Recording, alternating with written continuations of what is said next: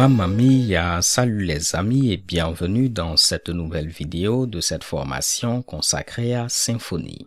Alors très souvent, lorsque vous allez ici écrire vos tests, vous allez avoir besoin à différentes étapes d'avoir une idée, donc voir le contenu qui est retourné lorsque vous effectuez une certaine requête. Ce qu'on va donc faire, c'est rajouter une méthode dump et à n'importe quelle étape, elle va dumper ici le contenu de la réponse qu'on a jusqu'à cette étape. Ceci va également stopper l'exécution ici du test.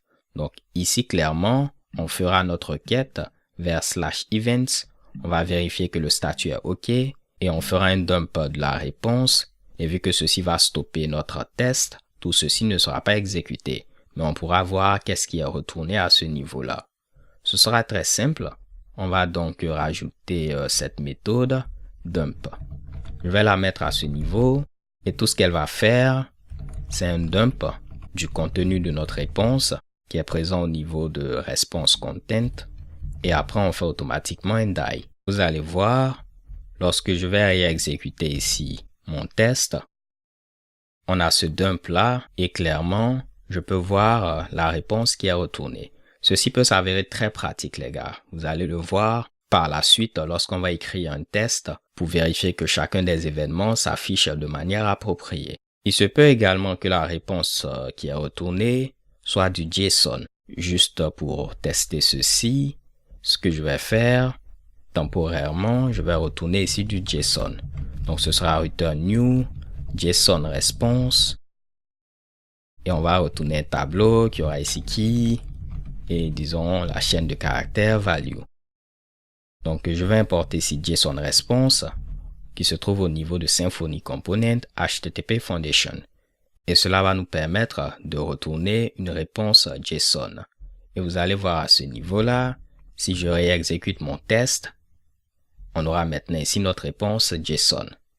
Vu que c'est du JSON, en lieu et place de l'afficher comme une chaîne de caractères, on va tenter ici de décoder ce JSON afin d'avoir quelque chose de beaucoup plus lisible.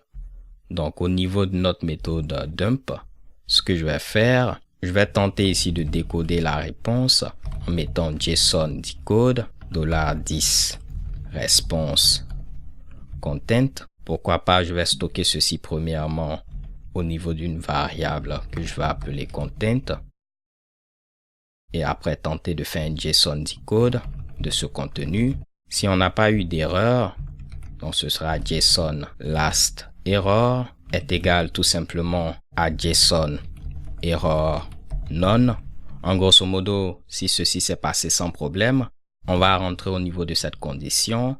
Donc, ce que je vais dire, c'est que le nouveau contenu à dumper, ce sera le contenu JSON qu'on a eu à décoder. Dans le cas contraire, si on a eu une erreur, c'est que la réponse n'était pas tout simplement du JSON valide. On pourra dumper cette réponse de base qu'on avait obtenue à ce niveau-là. Donc, si je me répète, on récupère la réponse de notre contenu. Si c'est du JSON, on décode cette réponse et c'est ce qu'on va dumper. Dans le cas contraire, on dump cette réponse originale qu'on avait eu à sauvegarder. Donc là, cette fois-ci, vous allez voir, notre JSON est maintenant ici mieux formaté.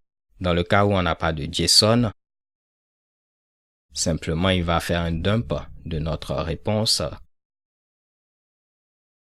et shekebam.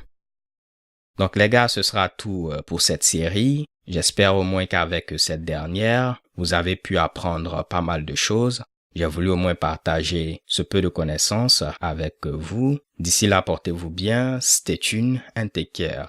Peace.